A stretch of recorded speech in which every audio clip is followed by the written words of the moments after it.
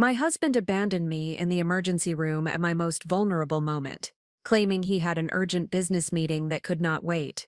What he did not know was that I owned the very building he left me stranded in, and when the attending physician recognized me as his landlord, everything changed. This is the story of how a moment of complete betrayal became the catalyst for reclaiming power I never knew I possessed. Before we jump back in, tell us where you're tuning from, and if this story touches you, make sure you're subscribed, because tomorrow I've saved something extra special for you.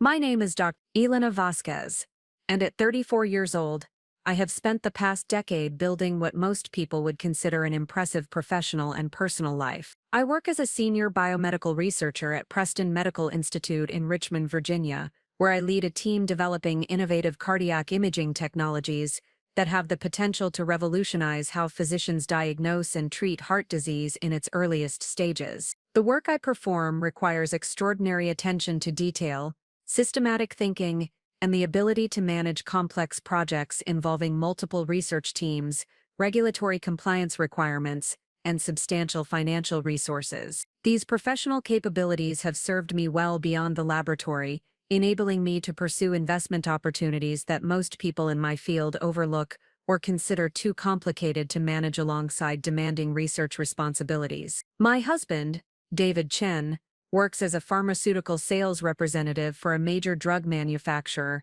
a position that provides him with substantial income and what appears to be significant professional autonomy. David possesses the natural charm and persuasive abilities that make him exceptionally effective in sales environments, qualities that initially attracted me to him when we met at a medical conference 7 years ago. Our relationship developed through shared interests in healthcare innovation and mutual appreciation for professional ambition. David understood the demands of my research career, while I respected his ability to build relationships with physicians and healthcare administrators throughout the region. We married 4 years ago in what everyone described as a perfect partnership between two successful healthcare professionals. What David and most of our friends and family members do not fully understand is the extent of the real estate investment portfolio I have been developing systematically over the past 8 years. My approach to property investment began during my graduate studies, when I recognized that medical facilities represented particularly stable and profitable investment opportunities for individuals with sufficient capital and industry knowledge. My first investment was a small medical office building near the university where I was completing my doctoral research.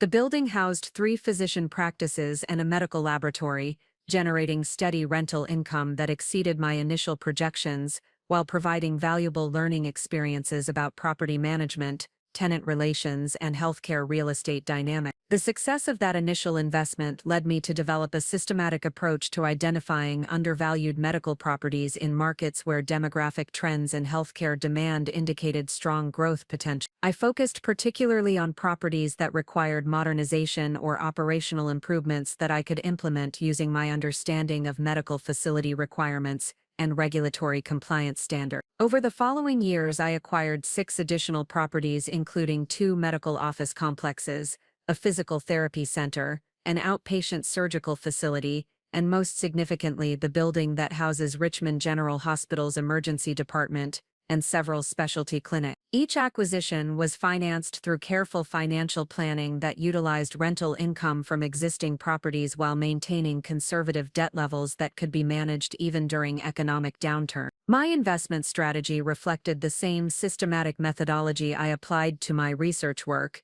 with detailed analysis of market conditions, property conditions, tenant stability, and growth potential that enabled informed decision-making about each opportunity. I developed relationships with commercial real estate agents, property management companies, and construction contractors who specialized in medical facilities, creating a network of professionals who could provide expertise and services that enhanced my investment return. The financial management of my real estate portfolio required sophisticated accounting systems and tax planning strategies that maximized after-tax returns while maintaining compliance with complex real estate investment regulation. I worked with accountants and tax advisors who specialized in real estate investment to ensure optimal structuring of ownership entities and financing arrangements. Most importantly, I maintained strict separation between my real estate investments and my personal relationship with David, not out of secrecy or mistrust, but because I believed that financial independence was essential for maintaining healthy relationship dynamics. I wanted our marriage to be based on mutual affection and shared values rather than financial dependence or obligation. David was aware that I had real estate investments, but I had never shared the complete scope or value of my portfolio. This decision reflected my belief that successful relationships required individual identity and achievement alongside shared goals and activities. I assumed that David respected this approach and maintained similar independence in his own professional and financial affairs. My research work at Preston Medical Institute had gained significant recognition within the cardiovascular research community, resulting in publications in prestigious medical journals and invitations to present findings at international conferences. The cardiac imaging technology my team developed had attracted interest from major medical device manufacturers and healthcare systems seeking to improve diagnostic accuracy while reducing patient costs and treatment delay. The professional recognition I received through my research work enhanced my credibility within the medical community, which proved valuable for my real estate investments, as healthcare professionals recognized my understanding of their facility requirements and operational challenges. This professional reputation enabled me to attract high-quality tenants and maintain strong relationships that supported stable rental income and property value appreciation. My colleagues at the Institute viewed me as someone who balanced demanding research responsibilities with apparent ease, never suspecting the extent of my business activities outside the laboratory. I maintained this professional separation deliberately, believing that my investment activities might be viewed as distracting from my research commitments or creating potential conflicts of interest. The research grants and consulting income I earned through my professional work provided the initial capital for my real estate investments, while maintaining lifestyle standards that never suggested the accumulation of substantial wealth through property ownership. I lived modestly relative to my actual financial capacity, preferring to reinvest returns into additional property acquisitions rather than lifestyle enhancement. David and I had developed what I believed was a healthy pattern of maintaining individual professional identities while sharing personal goals and domestic responsibilities. We discussed our work in general terms without delving into detailed financial or strategic matters that we each considered private professional information. Our relationship was characterized by mutual respect,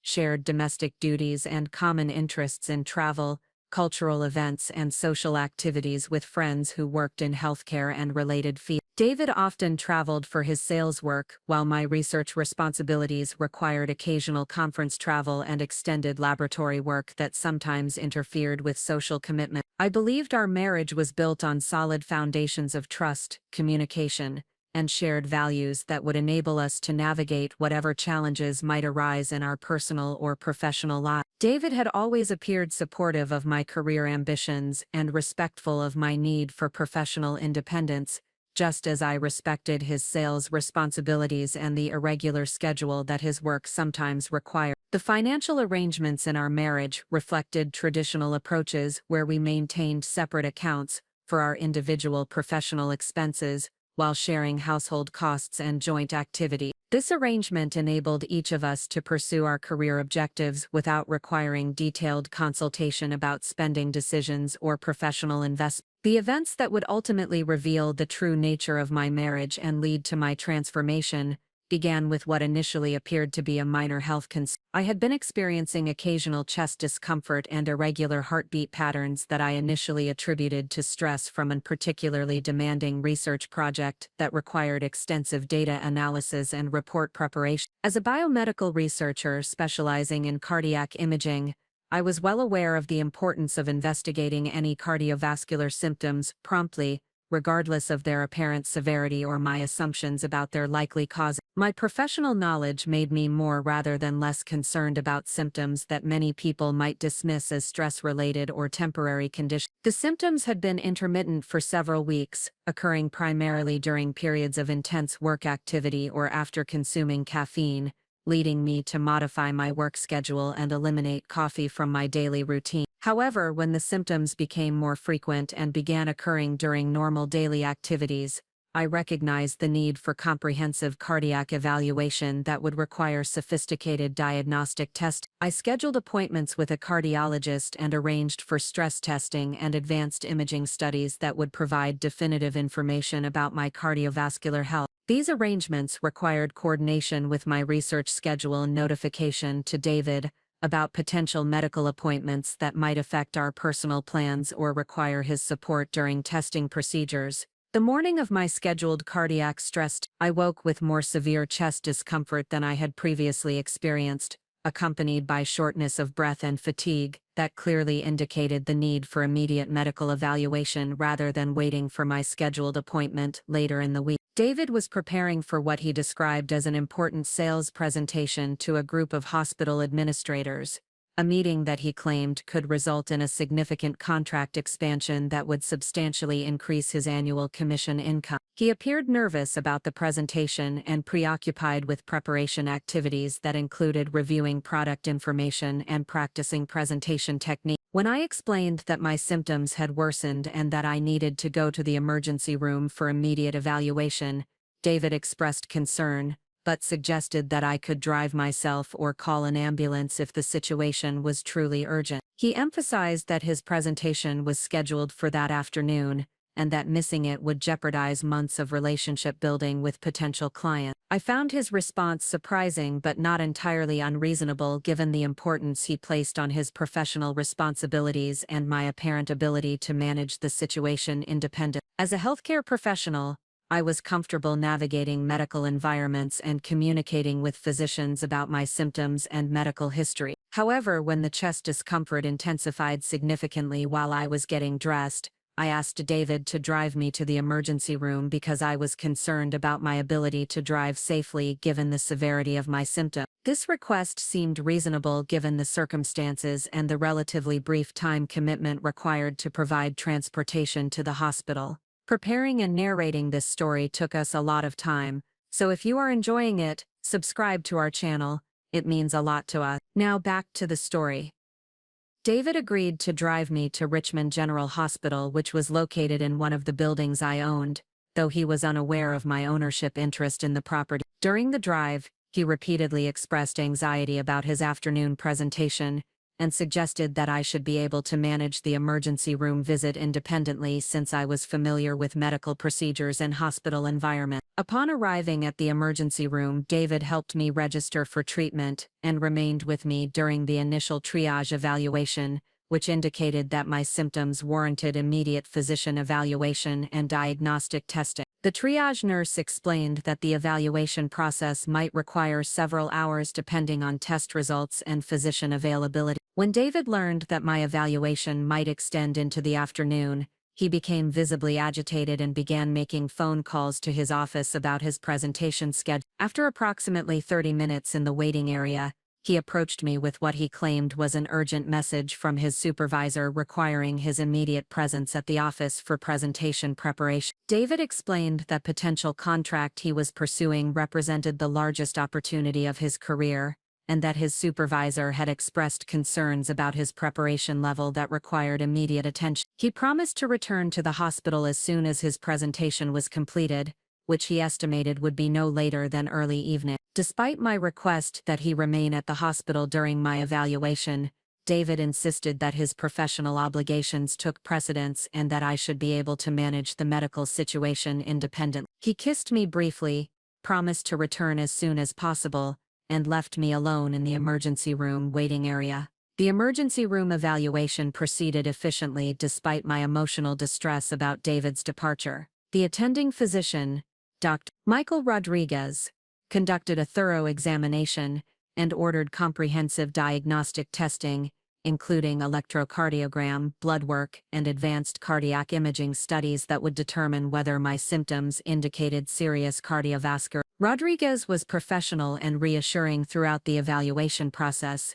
explaining each test procedure and discussing potential diagnoses based on my symptoms and medical history. His approach reflected the kind of patient-centered care that I valued both as a healthcare professional and as a patient experiencing concerning symptoms. During the initial consultation, Rodriguez mentioned that he recognized my name from research publications he had read about cardiac imaging innovations, leading to a brief discussion about my work at Preston Medical Institute and the potential applications of my research findings in clinical practice. As our conversation continued, Dr. Rodriguez paused and looked at me with sudden recognition that went beyond professional familiarity. He asked whether I was the same Elena Vasquez who owned the building where we were currently located, explaining that he had recently received communications about facility improvements that were being implemented by the building owner. When I confirmed that I was indeed the owner of the building that housed the emergency department and several other medical facilities,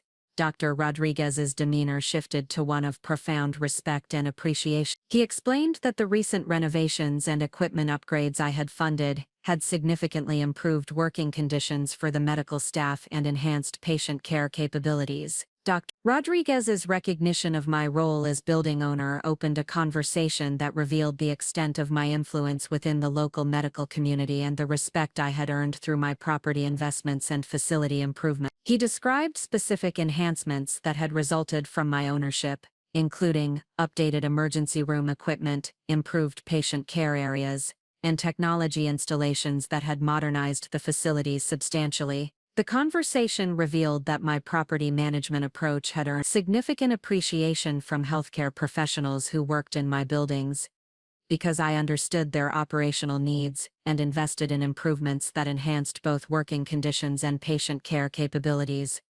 Rather than focusing exclusively on cost minimization, Dr. Rodriguez explained that my reputation among healthcare professionals extended beyond my research achievements to include recognition as a property owner who genuinely supported quality medical care through thoughtful facility management and strategic investments in medical technology and infrastructure improvements. This recognition provided a completely different perspective on my professional identity and community influence that I had not fully appreciated. While I knew that my property investments were successful financially, I had not realized the extent to which my approach to property management had earned respect and gratitude from the healthcare professionals who worked in my facilities. The contrast between Dr. Rodriguez's respectable recognition of my achievements and David's abandonment during my medical crisis created a profound emotional impact that forced me to reconsider fundamental assumptions about my marriage and my personal worth that I had never previously questioned. The realization that I handed significant respect and influence within the medical community, while being dismissed by my own husband during a health crisis, highlighted contradictions in my personal relationships that demanded serious examination and potential action to protect my emotional well-being and professional reputation. Dr. Rodriguez's professionalism and genuine concern for my health and comfort demonstrated the kind of respectable treatment I deserved in all my relationships, personal as well as professional. His recognition of my contributions to the medical community provided validation that contrasted sharply with David's apparent indifference to my needs during a vulnerable moment. The medical evaluation ultimately revealed that my symptoms were related to stress and caffeine sensitivity rather than serious cardiovascular disease, but the emotional revelations that occurred during my hospital visit proved far more significant than the physical diagnosis that had originally prompted my emergency room visit. This experience at Richmond General Hospital represented the beginning of a transformation process that would ultimately reveal the true nature of my marriage, while empowering me to recognize and utilize the personal strength and professional influence I had been underestimating for years. Combination of medical vulnerability and recognition of hidden power created a unique perspective on my life circumstances that enabled me to see clearly for the first time the disparities between how others valued my contributions and how my husband treated my needs and concerns during moments when support and consideration were most important. Rodriguez's respectable acknowledgement of my professional achievements and community contributions provided a foundation of confidence that would prove essential during the challenging period of relationship examination and personal growth. that lay ahead. His recognition reminded me that my worth extended far beyond my role as David's wife to include substantial professional accomplishments and community influence that commanded genuine respect from healthcare professionals throughout the region. The foundation established during this hospital experience would support the investigation, discovery, and ultimately the transformation that would follow as I learned to value myself appropriately and demand treatment that reflected my actual worth, rather than accepting dismissive behavior that contradicted the respect I earned through my professional and business achievement. The months following my emergency room experience marked a period of unprecedented growth in both my research career and my real estate investment portfolio,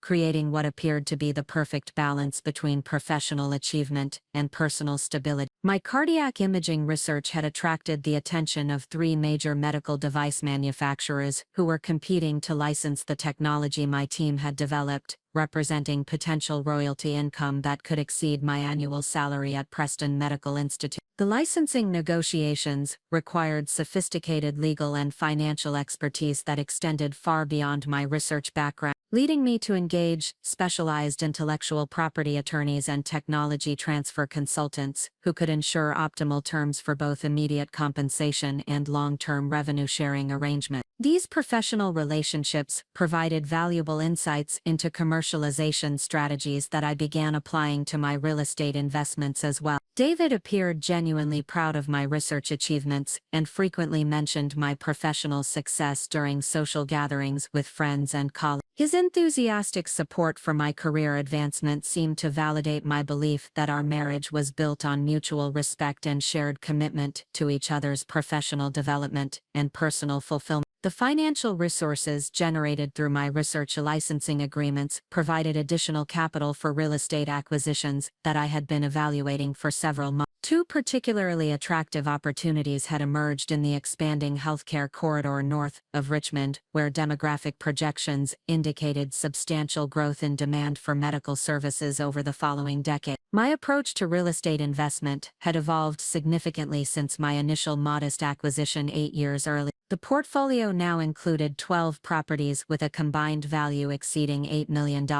generating monthly rental income that exceeded my research salary while providing long-term appreciation potential that could fund early retirement or major philanthropic initiatives. The newest acquisition opportunity involved a medical complex that housed 6 specialty practices and a surgical center, requiring an investment of $2.4 million, but offering rental yields that exceeded 15% annually based on existing lease agreements with established healthcare providers. The property also included development rights for an adjacent parcel that could accommodate additional medical facilities as demand warranted expansion. The financing arrangements for this acquisition demonstrated the sophistication my investment approach had achieved over the years. Rather than utilizing traditional commercial mortgages with their restrictive terms and higher interest rates, I structured the purchase through a combination of seller financing, private investor partnerships, and cash reserves accumulated through previous property cash flow. The private investor partnerships represented a particularly innovative aspect of my financing strategy, involving relationships with other healthcare professionals who recognized the stability and growth potential of medical real estate, but lacked the time or expertise to identify and manage investment opportunities independently. These partnerships provided access to capital while sharing both risks and returns with investors who understood the healthcare industry dynamics that drove property performance. My reputation within the biomedical research community had expanded beyond cardiac imaging to include recognition as an expert in medical technology, commercialization, and healthcare innovation strategy. This broader recognition resulted in consulting opportunities with venture capital firms that specialized in healthcare investments and invitations to serve on advisory boards for startup companies developing medical devices and diagnostic technology. The consulting work provided additional income streams while expanding my professional network to include entrepreneurs, investors, and executives from across the healthcare industry. These relationships proved valuable for my real estate investments as well, providing insights into healthcare trends and facility requirements that informed property acquisition and development decisions. David consistently expressed admiration for my professional achievements and often suggested that my success validated his initial assessment of my potential when we first met at the medical conference 7 years earlier. His pride in my accomplishments seemed genuine and appeared to strengthen his commitment to our marriage and shared future plans. The advisory board positions I accepted were carefully selected to complement rather than compete with my research responsibilities at Preston Medical Institute. These roles provided exposure to cutting-edge technologies and business strategies while contributing to the development of innovations that could improve patient care and healthcare delivery efficiency. Our marriage during this period appeared to represent an ideal partnership between two successful healthcare professionals who supported each other's ambitions while maintaining individual identity and achievement. David's pharmaceutical sales career was progressing well, with consistent recognition for exceeding sales targets and developing strong relationships with key physician customers throughout his territory. We had developed comfortable routines that accommodated both of our professional demands while preserving time for shared activities and mutual support during challenging periods. David often traveled for sales conferences and customer meetings, while my research responsibilities occasionally required extended laboratory work or conference travel that might interrupt our personal plans. The financial arrangement in our marriage reflected what I believed was a healthy approach to maintaining individual autonomy while sharing domestic responsibilities and joint expenses. We each maintained separate professional accounts while contributing equally to household expenses and shared savings goals for future travel and home improvement. David had expressed interest in eventually starting a family, and we had begun preliminary discussions about timing considerations relative to our career objectives and financial stability. These conversations reinforced my belief that our marriage was built on solid foundations and shared long-term vision that would support whatever challenges or opportunities might arise. Our social life included regular gatherings with other healthcare professionals and couples who shared similar educational backgrounds and career ambitions. These relationships provided both personal enjoyment and professional networking opportunities that benefited both of our careers while reinforcing our identity as a successful power couple within the Richmond healthcare community. My real estate investment approach had evolved to include sophisticated analysis of healthcare industry trends, demographic projections, and regulatory changes that could affect demand for medical facilities and service. This analytical framework enabled more strategic property selection while identifying opportunities that other investors might overlook due to lack of industry-specific knowledge. The property management aspect of my investments had become increasingly systematic, with standardized procedures for tenant relations, maintenance scheduling, and capital improvement planning that ensured optimal property performance while maintaining strong relationships with healthcare tenants. These operational improvements had resulted in tenant retention rates that exceeded industry averages while supporting premium rental rates.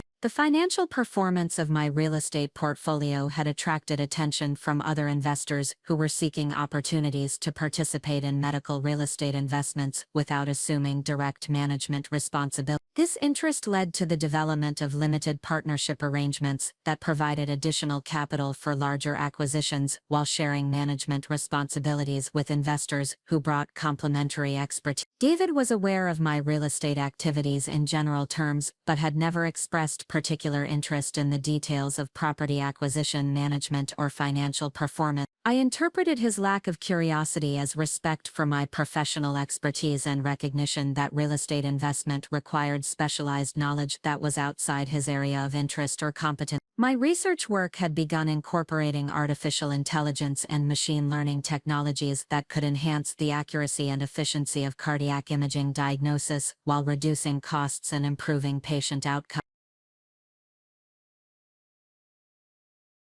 These technological advances represented the next generation of medical device innovation and positioned my research team at the forefront of developments that could transform cardiovascular care. The technology development process required collaboration with computer scientists, software engineers, and data analysts who brought technical expertise that complemented my medical and research background. These interdisciplinary partnerships provided insights into technology commercialization strategies that I began applying to other aspects of my professional and investment activities. The artificial intelligence applications we were developing had attracted interest from major technology companies who recognized the potential for applying medical imaging algorithms to broader healthcare applications. These discussions opened possibilities for licensing arrangements that could generate substantially larger royalty payments than traditional medical device agreements. David showed considerable interest in my technology development work and often asked detailed questions about commercial applications and market potential. His sales background provided useful perspectives on customer adoption challenges and marketing strategies that could accelerate technology implementation in clinical practice. The combination of my research achievements and real estate success had established my reputation as someone who could identify and capitalize on opportunities that required both technical expertise and business acumen. This reputation resulted in invitations to speak at conferences, participate in industry panels, and contribute to publications that addressed healthcare innovation and investment topics. The speaking opportunities provided platforms for sharing insights about medical technology development,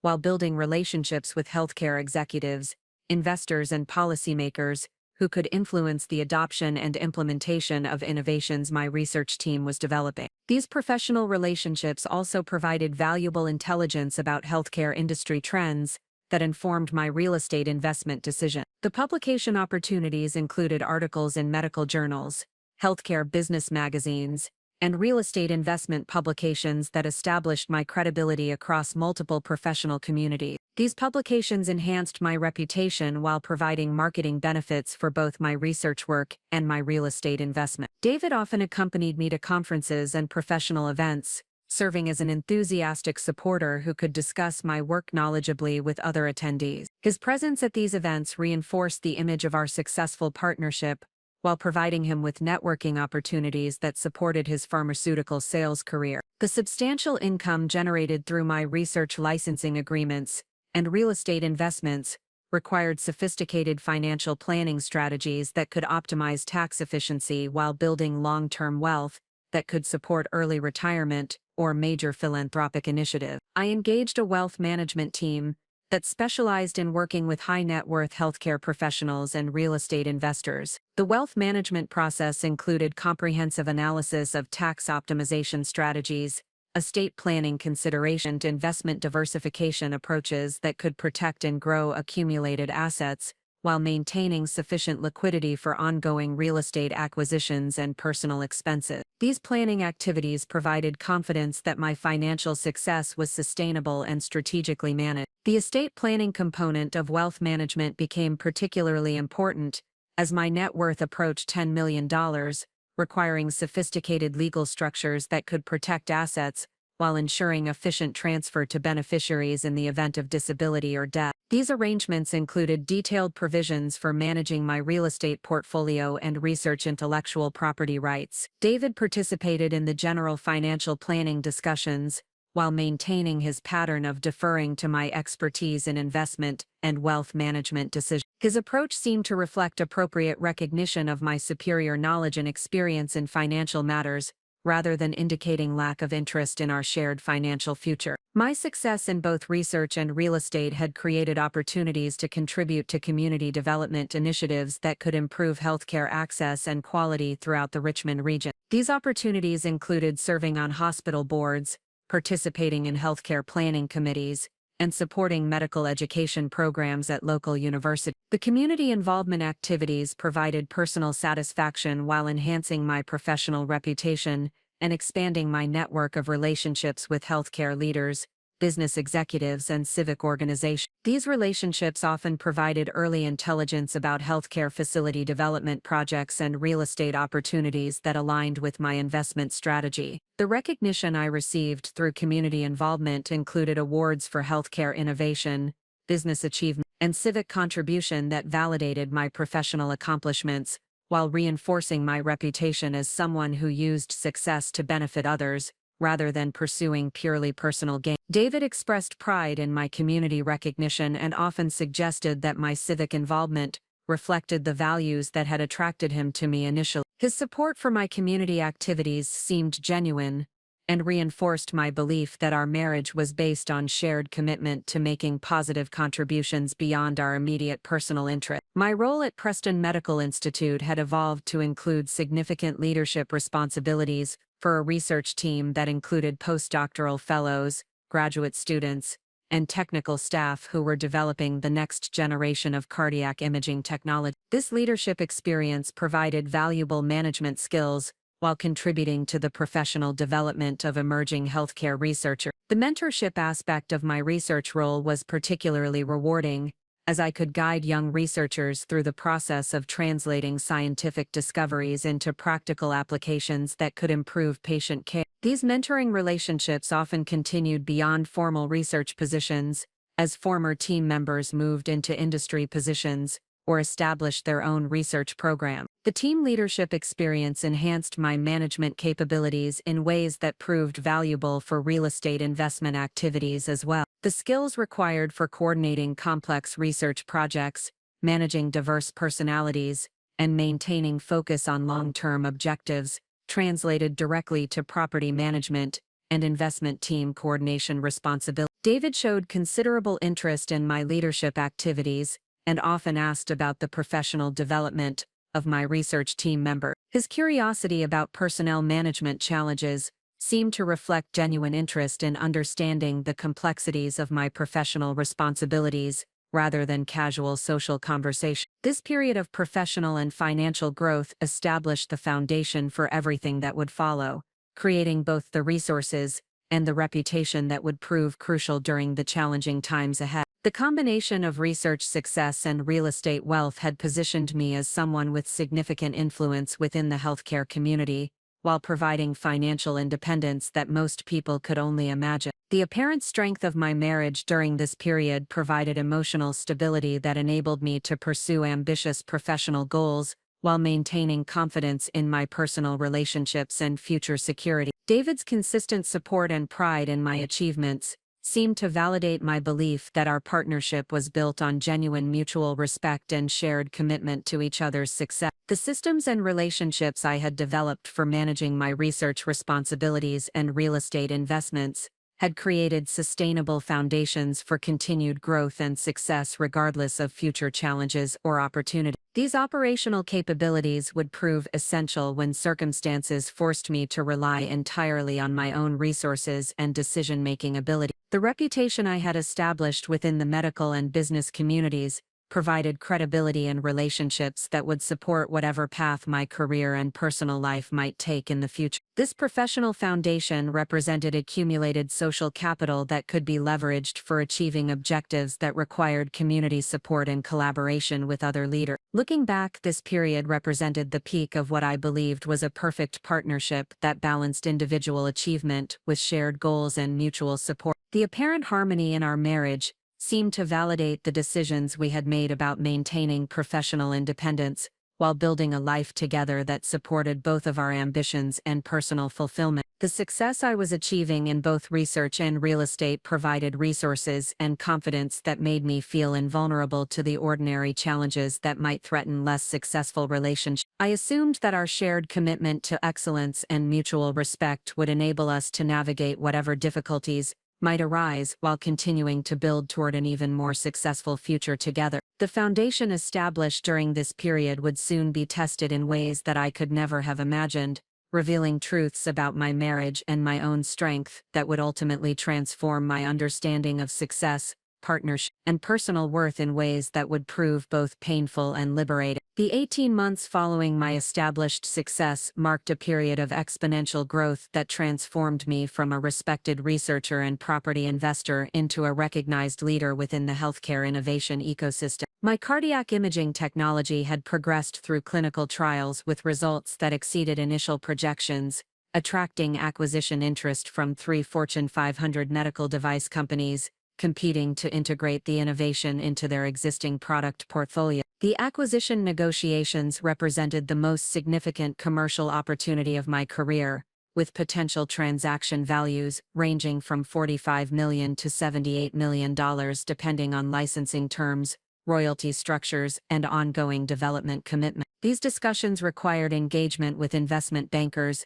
technology valuation specialists, and corporate attorneys, who could ensure optimal transaction structuring while protecting my long-term interests and research independence. David demonstrated remarkable enthusiasm for these commercial developments, frequently inquiring about negotiation progress and offering strategic suggestions based on his sales experience with large healthcare organizations. His interest in the transaction details seemed to reflect genuine excitement about our financial future and recognition that this breakthrough could fundamentally alter our lifestyle and long-term security. The complexity of managing simultaneous acquisition discussions while maintaining my research responsibilities and real estate portfolio expansion required unprecedented organizational skills and time management strategy. I implemented systematic approaches for delegating routine responsibilities while maintaining personal involvement in strategic decisions that could affect long-term outcomes. My real estate investments had expanded beyond individual property acquisitions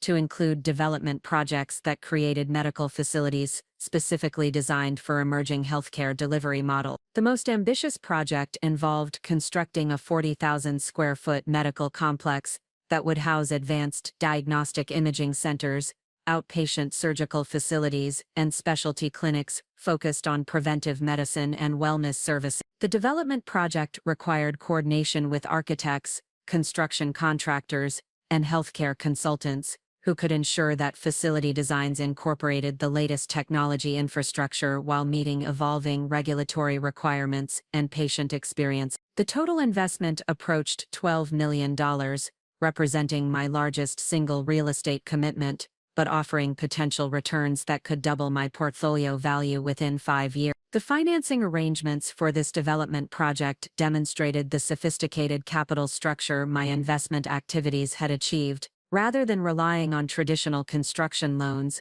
with their restrictive terms and high interest rates. I structured the financing through a combination of private investor partnerships, equipment leasing arrangements, and construction management contracts that minimized cash requirements while maintaining ownership control. David expressed admiration for the scale and complexity of my development activities, often suggesting that my business acumen exceeded what most people could achieve even with formal business education and extensive corporate experience. His recognition of my capabilities seemed to reinforce his commitment to our partnership and confidence in our shared financial future. The final selection of acquisition partners for my cardiac imaging technology occurred after extensive due diligence processes that validated both the clinical effectiveness and commercial potential of the innovation. MedTech Dynamics, a leading medical device manufacturer with global distribution capabilities, presented the most attractive offer, combining immediate acquisition payments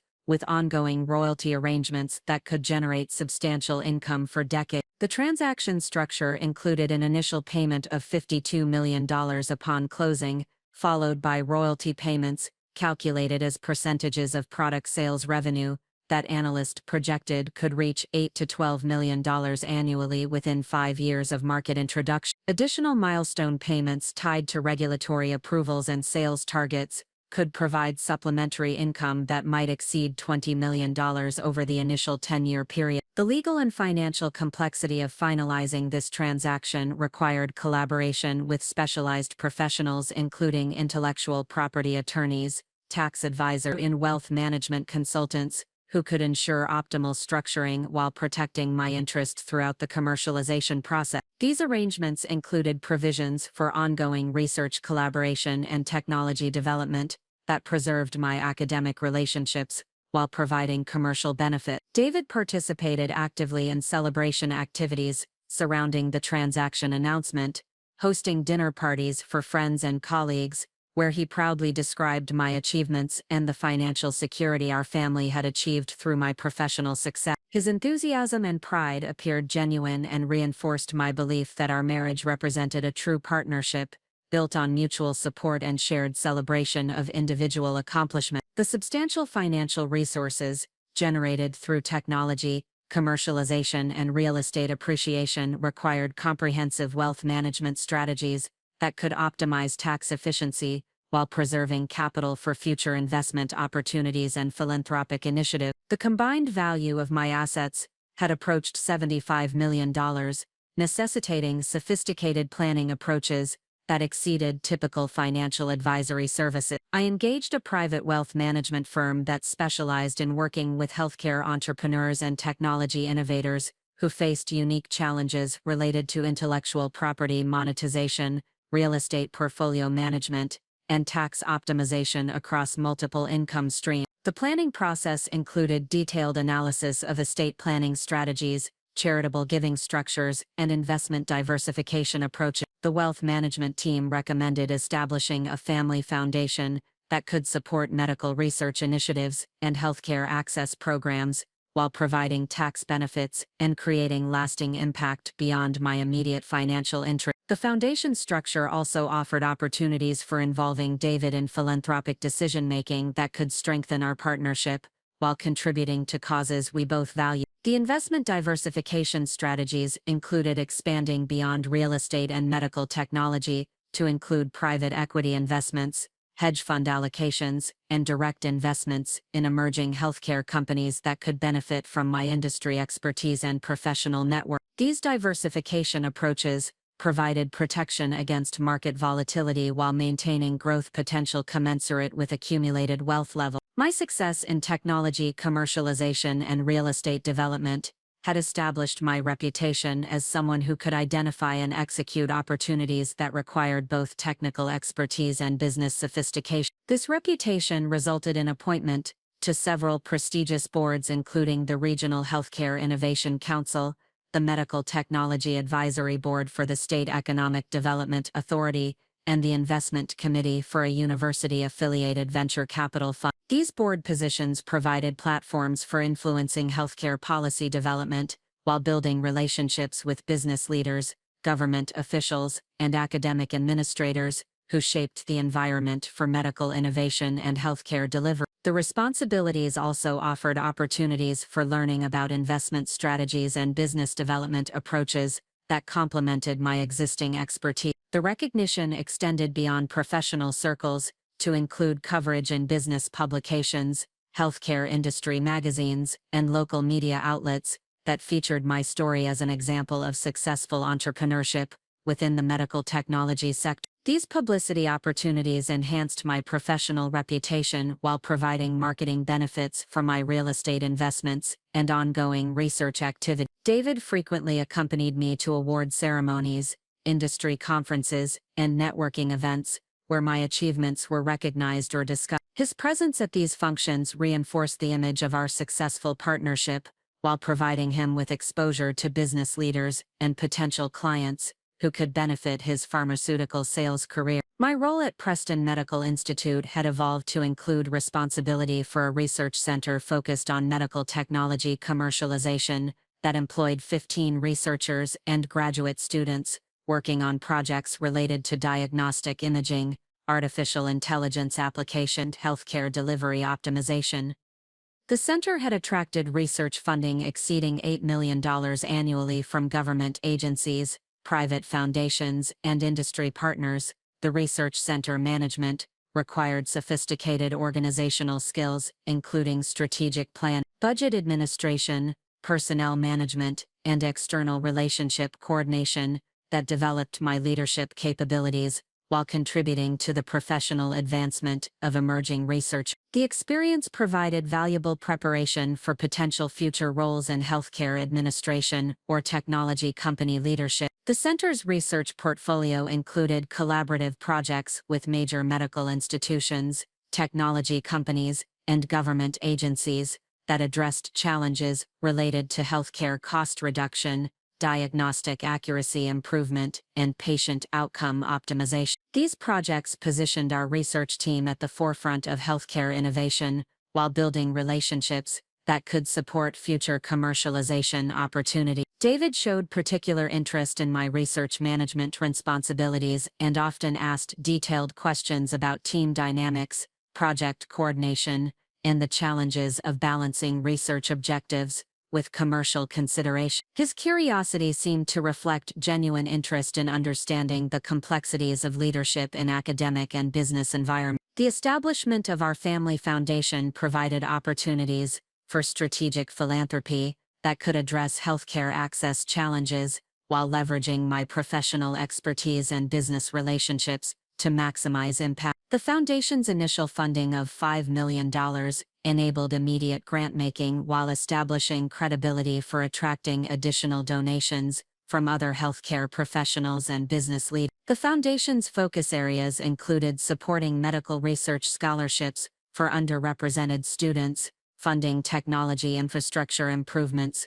for community health centers, and providing grants for innovative healthcare delivery programs that served economically disadvantaged populations. These initiatives reflected our shared values while creating lasting impact that extended beyond immediate financial contribution. The foundation's grant-making process included rigorous evaluation procedures that ensured funded programs demonstrated measurable outcomes while building sustainable capabilities that could continue beyond initial funding period. The approach reflected business principles applied to philanthropic activities that maximized impact while maintaining accountability for donated resources. David participated enthusiastically in foundation planning activities and suggested several program areas where his pharmaceutical industry experience could inform funding decisions. His involvement in philanthropic activities seemed to strengthen his commitment to our shared values, while providing opportunities for collaboration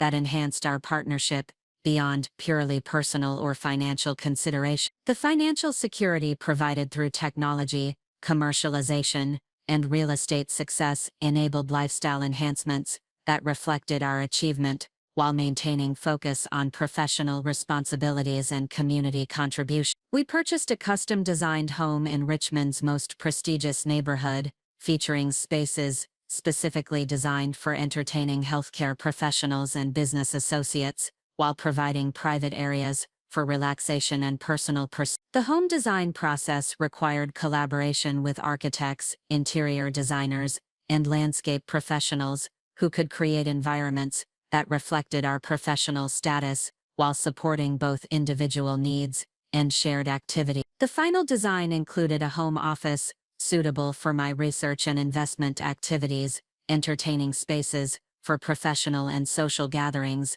and recreational facilities that supported health and wellness priorities. Our travel experiences expanded to include international conferences, cultural tours, and recreational activities that provided personal enrichment while building shared memories and experience. These travels often combined professional development opportunities with personal enjoyment, enabling us to maintain career focus while experiencing destinations and activities that reflected our expanded financial capability. David planned several surprise trips and experiences that demonstrated his appreciation for my achievements while creating opportunities for celebrating our shared success. His thoughtfulness in arranging these experiences seemed to reflect genuine gratitude for the financial security my professional accomplishments had provided while reinforcing his commitment to our marriage and shared future. My professional success and financial resources created opportunities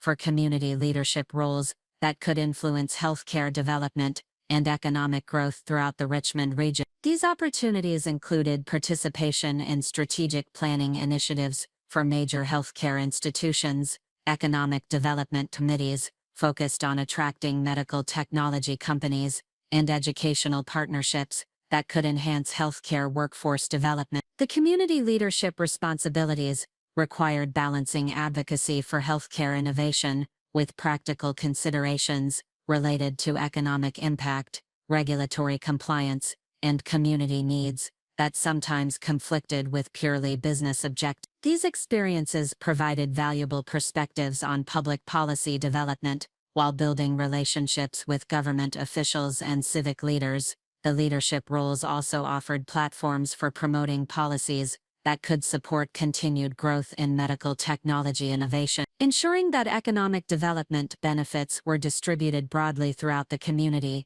rather than concentrated among existing healthcare institutions and technology companies. David expressed pride in my community involvement, and often suggested that my leadership activities reflected the values and character traits that had attracted him to me initially. His support for my civic responsibilities seemed genuine and reinforced my belief that our marriage was built on shared commitment to making positive contributions beyond our immediate personal interest. The unprecedented success I had achieved in research, real estate, and technology commercialization required comprehensive planning for future activities that could build upon accumulated resources while maintaining personal fulfillment and professional challenge. The planning process included evaluation of potential career transitions, additional investment opportunities, and philanthropic initiatives that could create lasting impact. Potential career transitions included opportunities for healthcare administration roles, technology company leadership positions, and academic appointments that could leverage my research expertise while providing new challenges and learning opportunities. Each option offered different advantages relative to financial rewards, professional development, and community impact consideration. The investment planning included evaluation of opportunities for expanding real estate development activities, investing in emerging healthcare technology companies, and participating in private equity funds that focused on medical innovation and healthcare. These opportunities required careful analysis of risk factors, return potential, and alignment with my professional expertise and personal interest.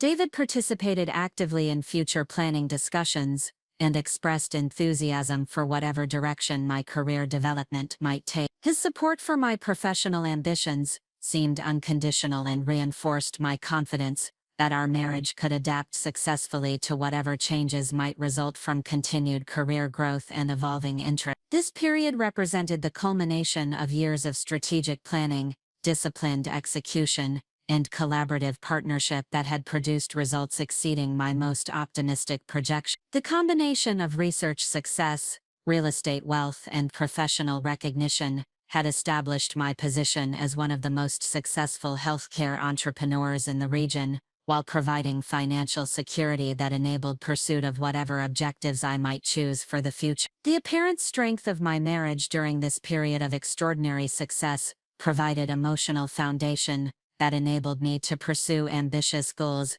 while maintaining confidence in my personal relationships and long-term security. David's consistent support and genuine pride in my achievements seemed to validate my belief that our partnership was built on authentic mutual respect and shared commitment to each other's success and happiness. The systems and relationships I had developed for managing complex professional responsibilities and substantial financial resources had created sustainable foundations for continued growth regardless of future challenges or opportunities. These capabilities represented accumulated intellectual and social capital that could be deployed for achieving whatever objectives circumstances might require or opportunities might present. The reputation and credibility I had established within multiple professional communities provided access to resources, expertise, and opportunities that could support virtually any future endeavor, while ensuring that my contributions would be valued and my leadership would be welcomed wherever I chose to focus my energy and attention. The period following my technology acquisition success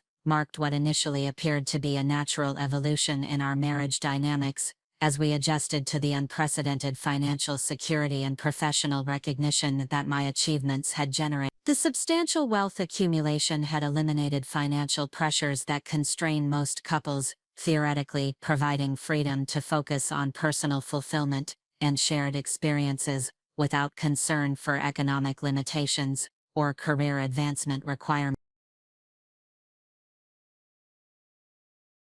David had begun discussing potential career transitions that could capitalize on the networking opportunities and industry connections that my success had generated for both of us.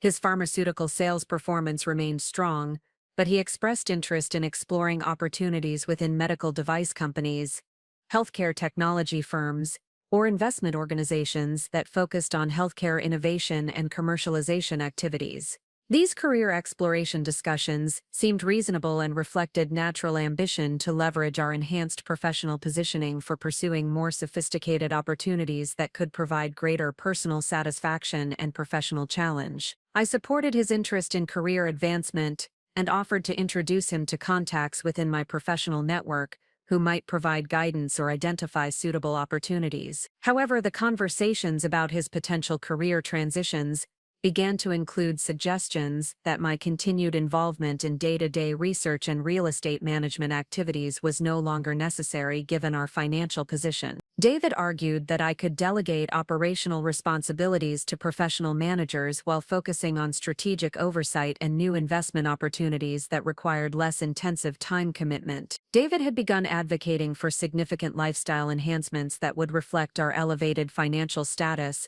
while providing opportunities for entertaining business associates and healthcare industry contacts who could support our continued professional development. His suggestions included purchasing a vacation home in Napa Valley, acquiring a yacht suitable for entertaining clients, and joining exclusive country clubs that served as networking venues for wealthy healthcare professionals. The proposed lifestyle expansions required substantial ongoing expenses that would reduce available capital for reinvestment in real estate development projects and technology innovation opportunities that I considered more strategically valuable than luxury amenities. While our financial position could support enhanced lifestyle choices, I preferred maintaining investment focus that could generate continued wealth accumulation and professional growth. David's enthusiasm for lifestyle enhancement seemed to exceed practical considerations about long-term wealth preservation and continued professional engagement that provided personal fulfillment beyond material acquisition. His arguments emphasized the importance of appearances and social positioning within Richmond's affluent community rather than focusing on sustainable wealth building and meaningful professional contribution. The disagreements about lifestyle priorities remained cordial and appeared to reflect normal adjustment challenges that successful couples encounter when financial circumstances change dramatically. I assumed that we would find appropriate balance between reasonable luxury and continued investment focus through ongoing discussion and compromise that respected both perspectives. Our social activities had begun shifting toward events and relationships that centered around wealth display and status recognition rather than professional development and healthcare industry engagement. David encouraged participation in charity galas, exclusive social clubs,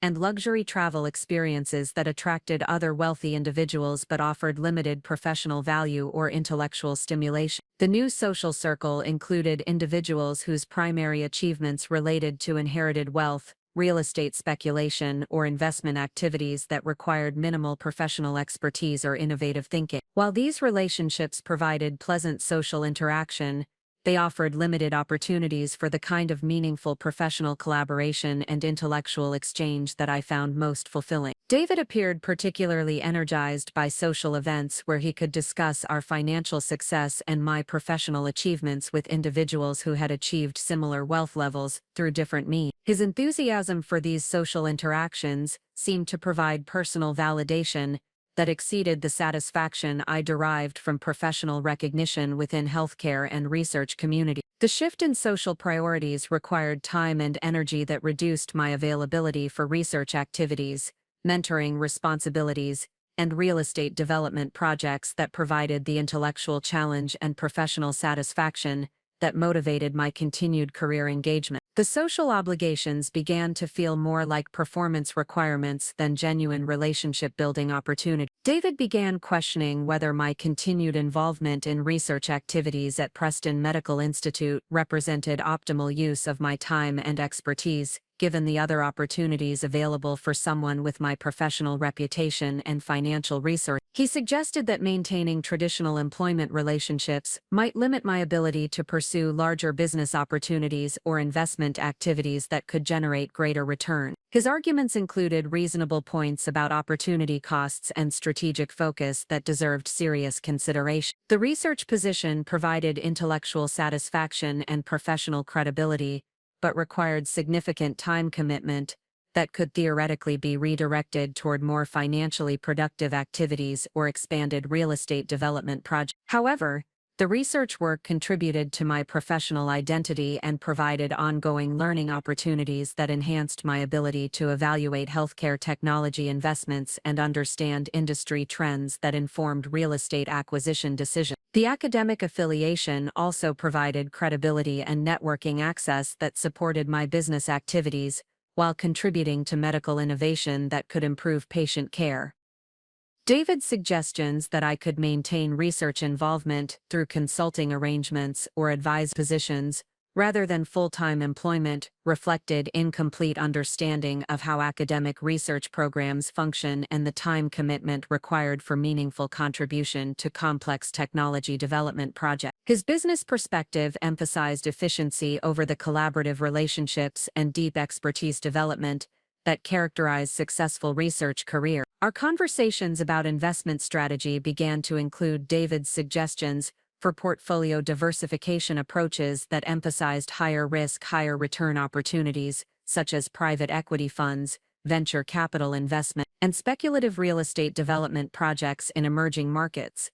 His proposals reflected increased comfort with financial risk that corresponded with our enhanced wealth position. While aggressive investment strategies could potentially generate substantial additional returns, they also introduced volatility and liquidity constraints that could jeopardize the financial security and investment flexibility that conservative wealth management approaches had provided. My preference for maintaining substantial conservative assets reflected understanding of how quickly financial circumstances could change during economic downturns or industry disruption. David's investment suggestions increasingly emphasized opportunities that his new social contacts had recommended rather than investments that aligned with my healthcare industry expertise and real estate market knowledge. His enthusiasm for these external investment ideas seemed to reflect desire to emulate the strategies of other wealthy individuals, rather than building upon the proven approaches that had generated our existing wealth. The investment strategy discussions revealed differences in risk tolerance and strategic thinking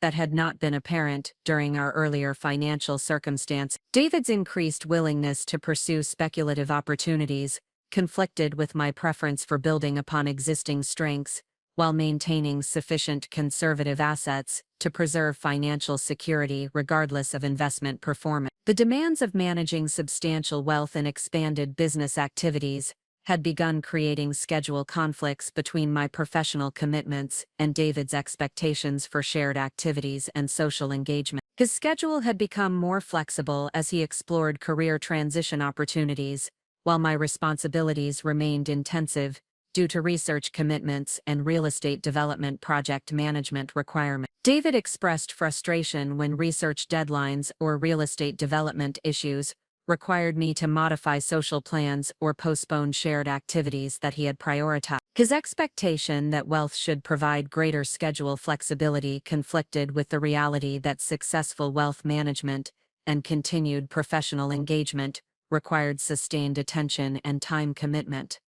The scheduling tensions were exacerbated by David's perception that my continued intensive work commitment reflected inability to adjust to our changed financial circumstances, rather than recognition that sustained professional engagement was necessary for maintaining the expertise and relationships that supported our wealth accumulation activity. These time allocation discussions began to include David's suggestions that I should delegate more responsibilities to professional managers and reduce my direct involvement in operational activities that could be handled by others. While delegation was appropriate for routine tasks, the strategic decision-making and relationship management aspects of my work required personal attention that could not be effectively outsourced. David's communication style had begun to include more frequent references to our wealth and social status that seemed designed to remind me of the lifestyle changes that our financial success had enabled. His conversations increasingly emphasized what we could afford to do rather than what we should do based on strategic considerations or personal value. The change in communication patterns also included reduced interest in discussing my research activities, real estate development projects, or professional challenges that required problem-solving collaboration. David's attention seemed to shift toward social activities, luxury purchases, and investment opportunities that promised excitement, rather than the systematic approaches that had generated our existing success. His questions about my professional activities became more superficial and less engaged, suggesting decreased interest in understanding the complexities of my work or providing the kind of intellectual partnership that had characterized our relationship during earlier stages of wealth accumulation. The conversations began to feel more transactional and less collaborative than they had been previously. The communication changes were subtle enough that they could be attributed to natural adjustment processes or temporary stress related to career transition consideration. However, the cumulative effect was to reduce the intellectual intimacy and collaborative partnership that had provided emotional foundation for our marriage during the challenging periods of wealth building. Our discussions about future goals and priorities began to reveal fundamental differences in how we envisioned utilizing our financial resources and professional positioning. David's priorities increasingly emphasized lifestyle enhancement, social positioning, and investment activities that could generate excitement and recognition from our affluent social circle. My priorities remained focused on continued professional contribution, strategic wealth building, and philanthropic activities that could create lasting impact while maintaining the intellectual engagement and professional relationships that provided personal fulfillment. The foundation activities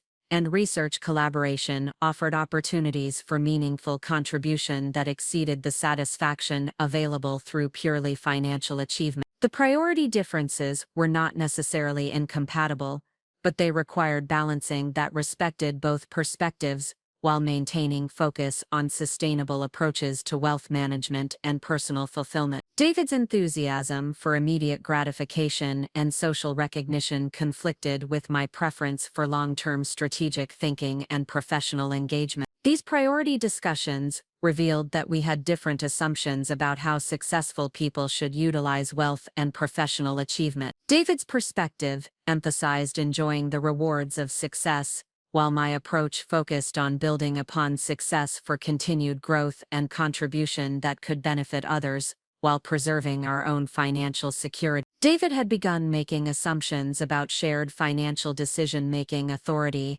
that reflected incomplete understanding of the legal structures and ownership arrangements that governed my real estate portfolio and investment account. His suggestions about major purchases and investment activities implied expectation that such decisions would be made jointly rather than remaining under my individual control. While marriage partnership ideally involves collaborative decision-making about shared resources, the majority of our wealth had been generated through my individual professional activities and investment decisions that preceded our marriage or occurred through my expertise and effort. The legal structures that protected these assets maintained individual ownership that provided flexibility and security regardless of future circumstances. David's assumptions about joint decision-making authority seemed to reflect expectation that marriage automatically created shared ownership of assets that had been accumulated individually. His perspective suggested incomplete understanding of the legal and financial arrangements that governed our wealth,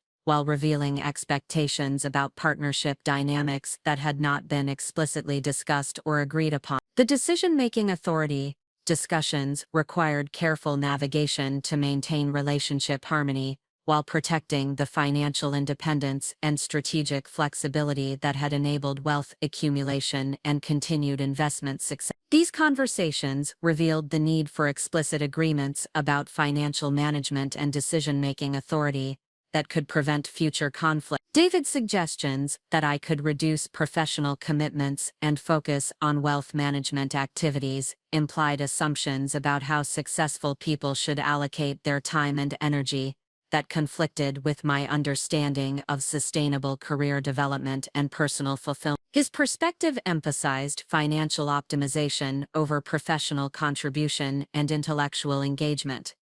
The professional identity conflicts reflected different philosophies about the relationship between wealth and work that had not been apparent during earlier stages of our marriage. David's view suggested that financial success should eliminate the need for continued professional engagement, while my approach maintained that meaningful work provided satisfaction that exceeded purely financial consideration. These identity conflicts also revealed differences in how we understood public responsibility and professional obligation. My healthcare research and real estate development activities contributed to community welfare and medical innovation in ways that purely financial management could not replicate, creating obligations that extended beyond personal financial optimization. The professional identity discussions highlighted the need for understanding and respecting individual approaches to career development and personal fulfillment that might not align with conventional expectations about how wealthy people should utilize their time and resources. These conversations would prove crucial for maintaining relationship harmony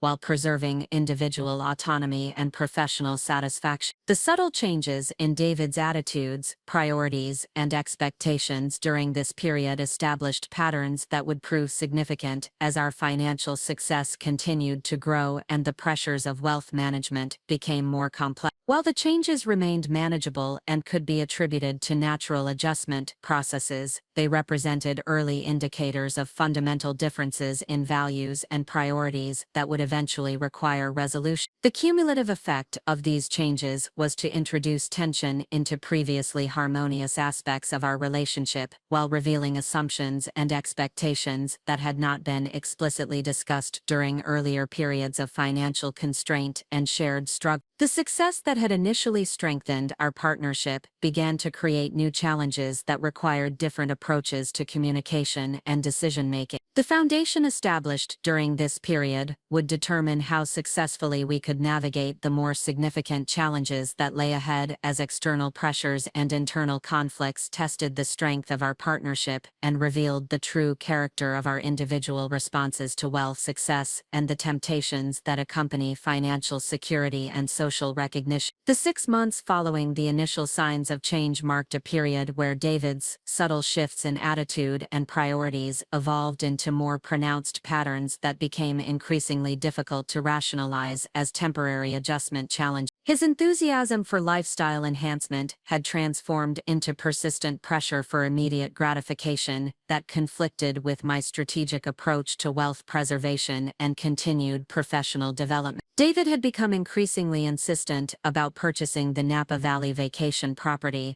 arguing that our financial position justified luxury investments that could provide both personal enjoyment and potential appreciation. His advocacy for this purchase intensified beyond reasonable discussion into emotional appeals that characterized my reluctance as inability to embrace the success we had achieved together. The pressure tactics David employed represented a significant departure from the collaborative decision-making approach that had characterized our relationship during earlier periods. His arguments increasingly emphasized what other wealthy couples in our social circle had purchased rather than focusing on strategic considerations about optimal resource allocation and long-term financial planning objectives. Most concerning was David's suggestion that my continued hesitation about major lifestyle purchases reflected psychological inability to transition from scarcity thinking to abundance mindset. His characterization of my financial prudence as emotional limitation, rather than strategic wisdom, indicated fundamental misunderstanding of the principles that had generated our wealth and the ongoing discipline required for preservation and growth. David had begun leveraging my professional relationships and industry connections for pursuing business opportunities that aligned more closely with his interests than with strategic objectives that built upon my healthcare expertise. His requests for introductions to venture capital firms, private equity investors, and technology entrepreneurs reflected ambitions that exceeded his qualifications and experience in these sophisticated business environments. The networking requests created uncomfortable situations where my professional reputation became associated with David's business development efforts that sometimes reflected inadequate preparation or unrealistic expectations about investment opportunities and partnership possibilities. These situations required careful management to preserve important professional relationships while supporting my husband's career development aspirations. David's approach to networking opportunities demonstrated incomplete understanding of how professional relationships function within specialized industries. His expectation that my contacts would automatically provide him with business opportunities reflected naive assumptions about how trust and credibility are established and maintained within sophisticated business communities.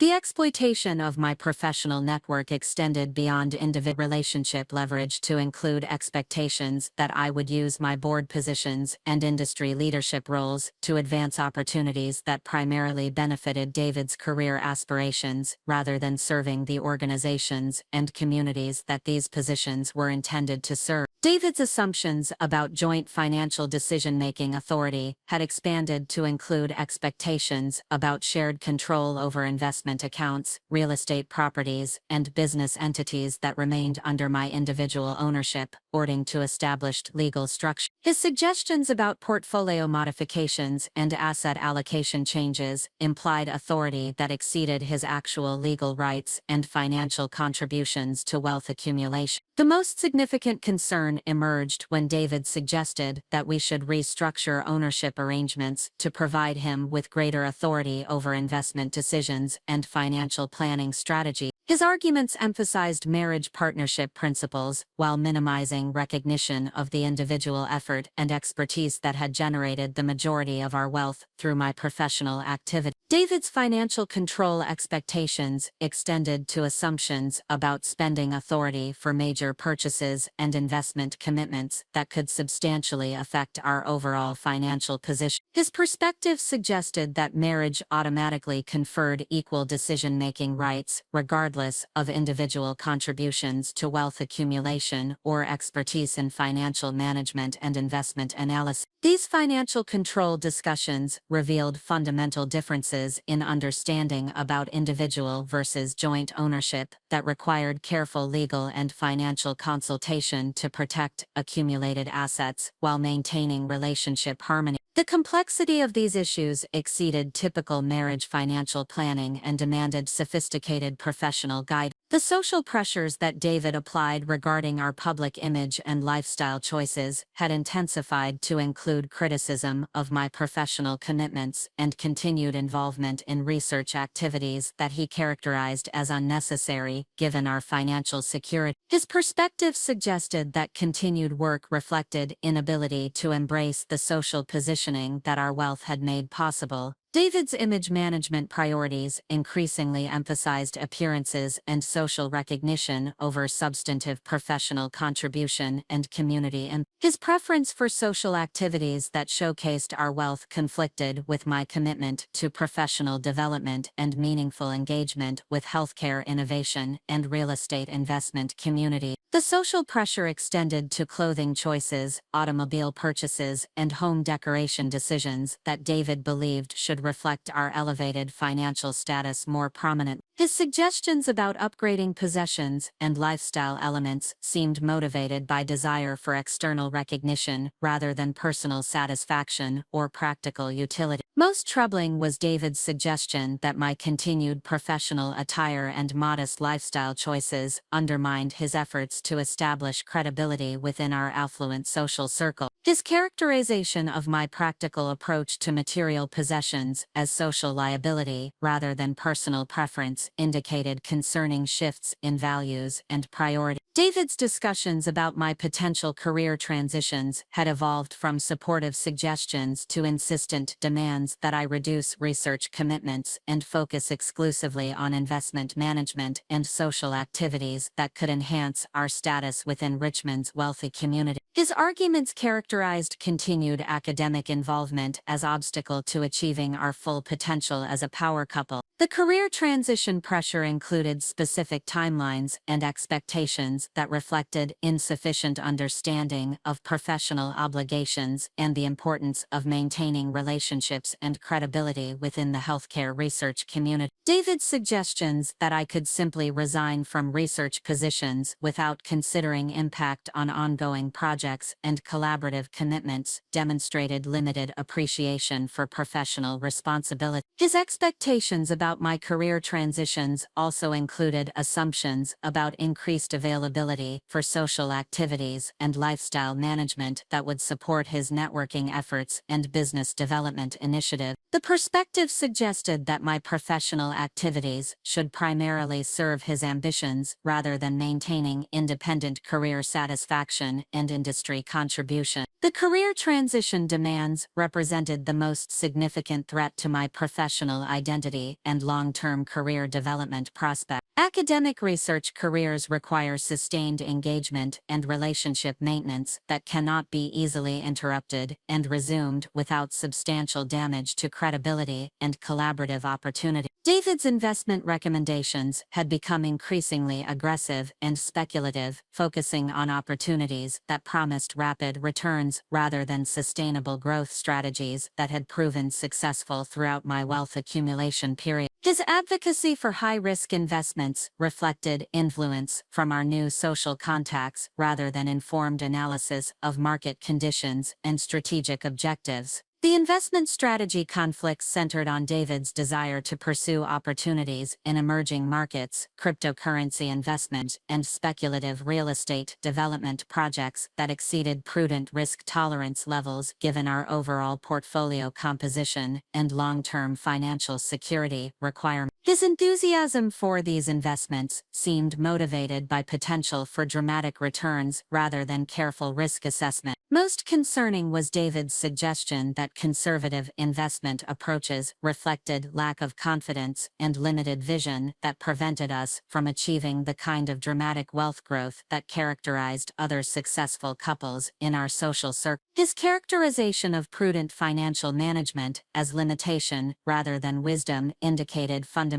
misunderstanding of wealth preservation principles. The investment strategy discussions revealed that David had been consulting with financial advisors and investment consultants who specialized in aggressive growth strategies without involving me in the evaluation process. His independent research into investment opportunities suggested intention to pursue these strategies regardless of my concerns about risk levels and strategic alignment. David's communication patterns had deteriorated to include dismissive responses to my concerns about his behavioral changes and financial proposals. His reactions to my questions about specific investment opportunities or lifestyle purchases became defensive and occasionally hostile rather than engaging in collaborative problem-solving discussion. The communication breakdown extended to reduced interest in my professional activities and research developments that had previously provided foundation for shared intellectual engagement and mutual support. David's attention to my work had become perfunctory and focused on potential commercial applications rather than genuine interest in scientific progress and healthcare innovation. Most troubling was David's tendency to characterize my concerns about his changing priorities as resistance to change rather than legitimate questions about strategic direction and relationship dynamics. His dismissal of my perspectives suggested decreased respect for my judgment and expertise that had been fundamental to our partnership's success. The communication patterns also included increased frequency of conversations that occurred when David had been drinking alcohol, situations where his comments about our wealth and social positioning became more pronounced and sometimes inappropriate. These conversations revealed underlying attitudes and assumptions that remained concealed during normal social interaction. David's business development activities and networking approaches had begun creating potential risks to my professional reputation within the healthcare and real estate investment community. His association of my name and achievements with investment opportunities and business proposals that reflected inadequate due diligence could damage relationships and credibility that had required years to establish. The reputation risks extended to social situations where David's comments about our wealth and lifestyle sometimes appeared boastful or inappropriate given the professional context and community standards that governed healthcare industry relationships. His behavior at industry events and professional gatherings required careful monitoring to prevent damage to important business relationships. Most concerning was David's tendency to exaggerate my involvement in his business development initiatives when speaking with potential partners or investors.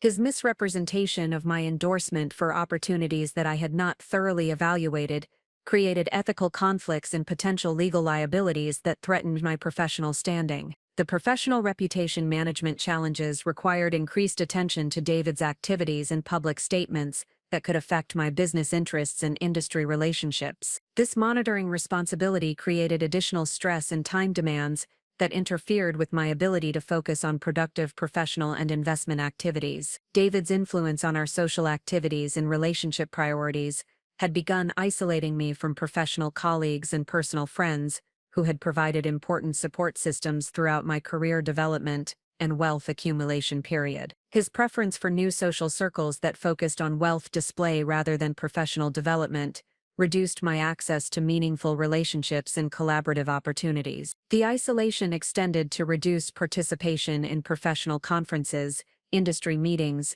and research collaboration opportunities that David characterized as unnecessary, given our financial position. His perspective that professional engagement should be minimized conflicted with my understanding of how expertise and relationships must be maintained for continued success. David's scheduling priorities and social commitments had created conflicts with my participation in foundation activities, board responsibilities, and mentoring relationships that provided personal satisfaction while contributing to community development and healthcare innovation. His characterization of these activities as optional rather than essential reflected fundamental misunderstanding of professional and civic obligation. The isolation from support systems represented one of the most damaging aspects of David's changing behavior, because it reduced my access to objective perspectives and professional guidance that could help evaluate the relationship challenges and career decisions that his pressure tactics demand. The cumulative effect of David's behavioral changes had begun eroding the trust foundation that had supported our marriage through previous challenges and successful collaboration. His dismissive responses to my concerns,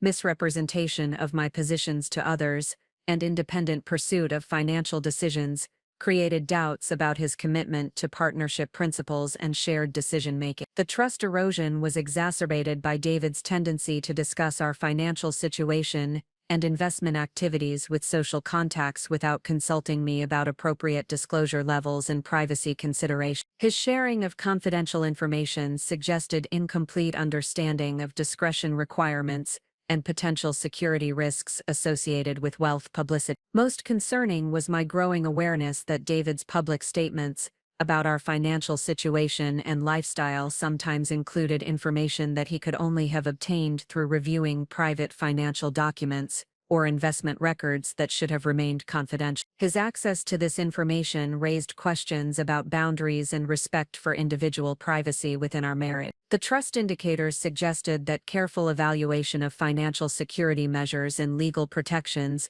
might be necessary to preserve accumulated wealth and prevent unauthorized access to sensitive information. These precautionary measures represented significant departure from the open communication and shared trust that had characterized our relationship during earlier periods. The escalation of tensions and behavioral changes had reached levels that required decisive action to protect both my professional reputation and financial security while determining whether the relationship challenges could be resolved through communication and counseling, or whether more dramatic protective measures might become necessary. The decision point considerations included evaluation of legal options for asset protection, professional consultation about relationship counseling possibilities, and strategic planning for potential scenarios ranging from successful conflict resolution to separation and divorce proceedings. Each option carried different implications for financial security, professional relationships, and personal well-being. The complexity of these decisions exceeded typical marriage counseling situations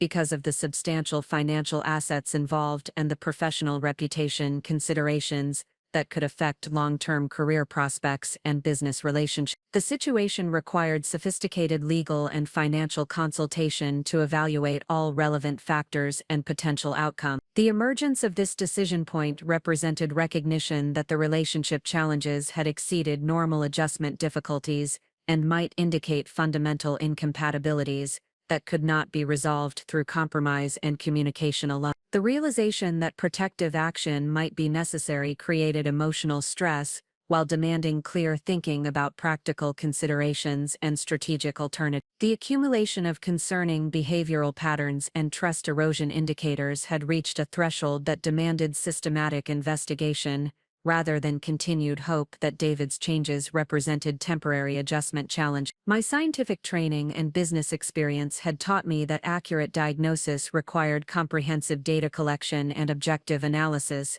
rather than emotional assumptions or wishful thinking about complex situations. The decision to investigate David's activities represented a fundamental shift from trusting partnership to protective verification that violated my preferred approach to personal relationships. However, the financial assets at stake and the professional reputation risks that his behavior had created necessitated careful fact-gathering that could inform strategic decisions about relationship continuation or protective legal action. The investigation approach would utilize the same methodical principles that guided my research work and investment analysis activity. I would gather information systematically, document findings carefully, and maintain objective perspective throughout the process, regardless of emotional impact or relationship implications that the evidence might reveal. The initial investigation phase would focus on verifying or disproving my growing suspicions about David's financial activities, social behavior, and potential involvement in situations that could compromise our marriage or threaten accumulated wealth. The process would require careful planning to avoid detection while ensuring comprehensive coverage of relevant information sources. The first component of my investigation involved comprehensive analysis of all accessible financial records, including credit card statements, bank account transactions, investment account activities, and expense reports that could reveal patterns of spending or investment activity that David had not disclosed through normal communication channels. The financial records review revealed several concerning patterns that had not been apparent through casual monitoring of our household expenses and shared financial obligations. David's personal credit card statements included charges for restaurants, hotels, and entertainment expenses that exceeded what our social activities and business meals would reasonably require. Most troubling were frequent charges at upscale establishments during times when David claimed to be attending routine business meetings or sales appointments that should not have required expensive entertainment or dining expense. The timing and frequency of these charges suggested either systematic misrepresentation of his business activities or involvement in social situations that he had not disclosed. The credit card analysis also revealed purchases of jewelry, clothing, and gift items that had not appeared as presents for me or as business-related expenses that could be justified through his pharmaceutical sales responsibility. The amounts involved were substantial enough to indicate significant discretionary spending that conflicted with the conservative financial management approach we had supposedly agreed upon. The second phase of investigation focused on analyzing David's communication patterns, including phone records, email activity, and social media engagement, that could provide insights into relationships and activities that he had not disclosed during our normal conversations about daily schedules and social commitment. The phone records analysis revealed extensive communication with contacts whose names were unfamiliar to me,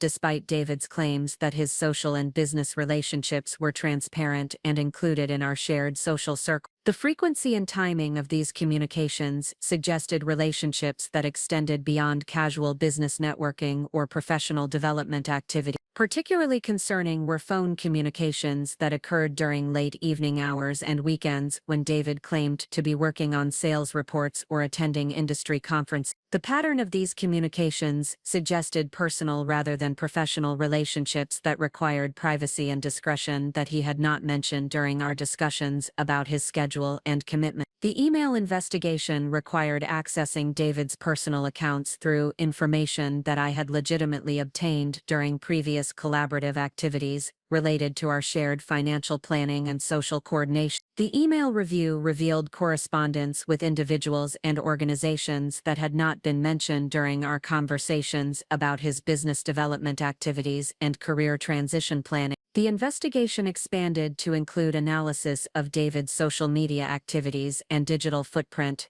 that could provide additional context about his relationships, interests, and activities that might not be reflected in direct communication records or financial transactions. The social media analysis revealed participation in online communities and discussion groups that focused on luxury lifestyle topics, high-risk investment strategies, and social activities that conflicted with the values and priorities we had supposedly shared throughout our marriage. His online persona suggested interests and attitudes that differed significantly from the personality he presented during our personal interactions. Most concerning were social media connections with individuals whose profiles suggested involvement in speculative business venture, luxury lifestyle promotion, and investment activities that emphasized rapid wealth accumulation rather than the conservative wealth management approaches that had generated our financial security. These connections suggested influence sources that could explain David's recent advocacy for aggressive investment strategies. The digital footprint analysis also revealed participation in online forums and investment discussion groups, where David had posted comments about our financial situation and investment portfolio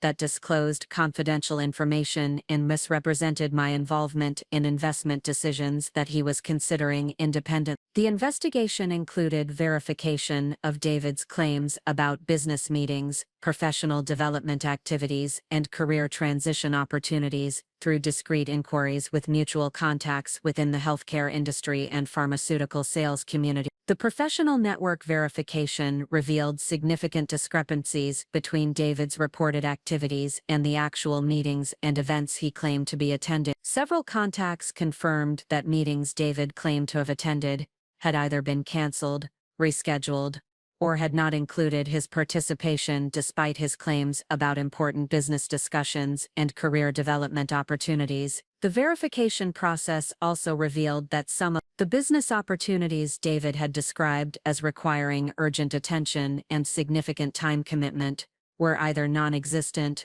or had been misrepresented in terms of their importance and potential impact on his career advancement and our financial situation. Most troubling was the discovery that David had been using my name and professional reputation to gain access to networking events and business meetings, where he had no legitimate professional standing or invitation. These activities created potential liability for misrepresentation while compromising my professional relationships within the healthcare industry. The investigation expanded to include analysis of David's claimed locations and schedules through verification of travel records, hotel reservations, and meeting attendance that could confirm or contradict his explanations for time spent away from home and routine schedule disruption. The geographic investigation revealed substantial discrepancies between David's reported travel for business purposes and the actual locations where his credit card transactions and phone communications indicated his presence. Several instances involved claimed business travel to cities where no corresponding professional activities could be verified through industry contacts or meeting schedule. The timeline analysis revealed patterns of absence and unavailability that conflicted with David's explanations about work requirements and professional obligations. The frequency and duration of these discrepancies suggested systematic misrepresentation of his activities rather than occasional schedule changes or business requirement modification. Most concerning were instances where David's claimed business activities occurred during periods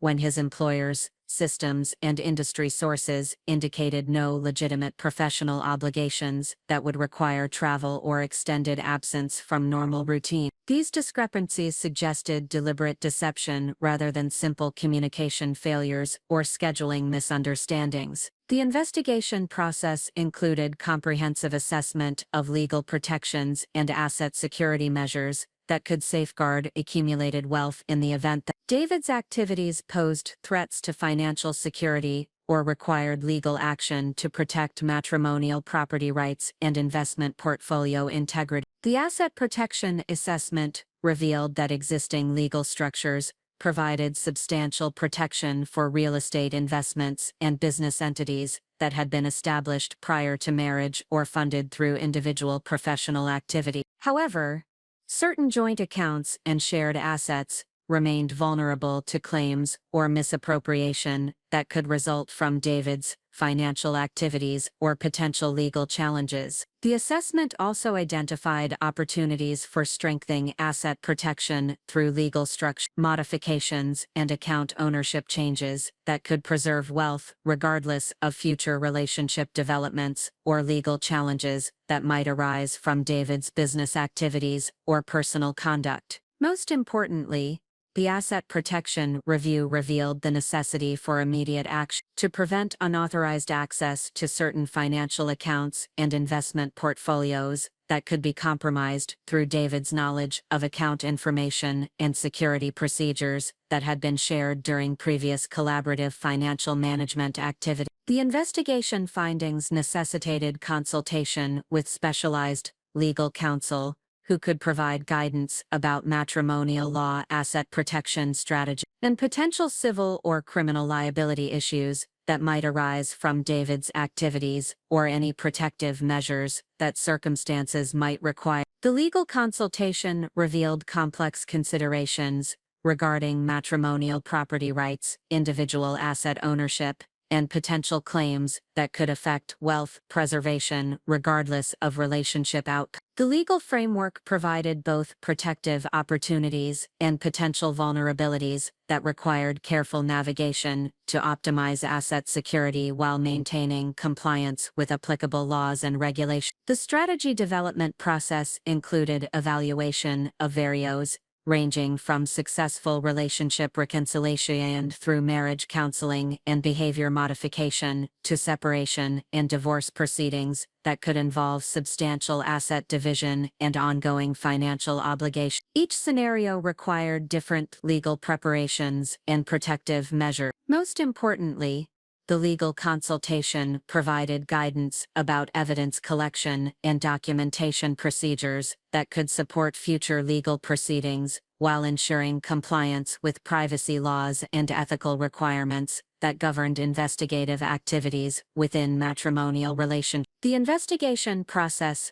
required systematic documentation and preservation of evidence that could support future decision-making about relationship continuation or legal action to protect financial interests and professional reputation. The documentation procedures followed legal standards that would ensure admissibility and credibility in potential future proceedings. The evidence documentation included secure storage of financial records, communication logs, and verification materials that demonstrated patterns of deception and misrepresentation that exceeded normal relationship conflicts or communication failure. The documentation process maintained chain of custody procedures that would support legal authentication if circumstances required formal proceedings. The preservation procedures also included backup systems and secure storage arrangements that could protect evidence from authorized access or destruction while ensuring availability for future reference or legal presentation. These procedures reflected understanding that relationship conflicts involving substantial assets required professional-level documentation and security measures. Most importantly,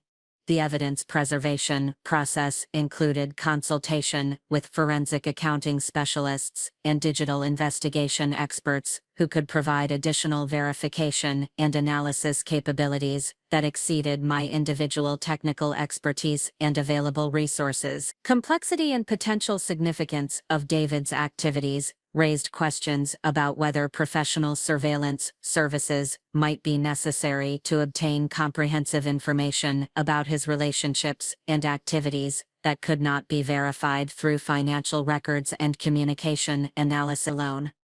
The surveillance consideration required evaluation of legal and ethical implications, including privacy rights, matrimonial law restrictions, and potential liability issues that could arise from formal investigation activity. The decision required balancing information needs against legal compliance and relationship preservation. The professional surveillance option also involved cost-benefit analysis regarding the potential value of additional information compared to the expenses and risks associated with formal investigation service. The decision required assessment of whether existing evidence provided sufficient foundation for protective action or whether additional verification was necessary. Most importantly, the surveillance consideration reflected recognition that the situation had evolved beyond normal matrimonial conflicts to include potential threats to financial security and professional reputation that might justify extraordinary protective measures. Throughout the investigation process, I maintained focus on objective analysis and strategic decision-making while managing the emotional impact of discovering systematic deception and betrayal within the relationship that had provided personal foundation and emotional security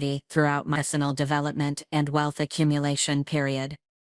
The emotional processing required compartmentalization techniques that allowed continued professional performance and investment management while addressing the psychological impact of relationship deterioration and trust violation. The approach reflected understanding that emotional stability was essential for sound decision-making during crisis situations. The strategic clarity emerged through systematic analysis that revealed patterns of behavior and relationship dynamics that could not be attributed to temporary stress or adjustment challenges. The evidence indicated fundamental character issues and value conflicts that could not be resolved through communication or counseling approaches. Most importantly, the investigation process provided confidence that protective action was justified and necessary rather than representing overreaction to normal relationship challenges. The evidence supported strategic decision-making based on factual analysis rather than emotional responses or unfounded suspicions.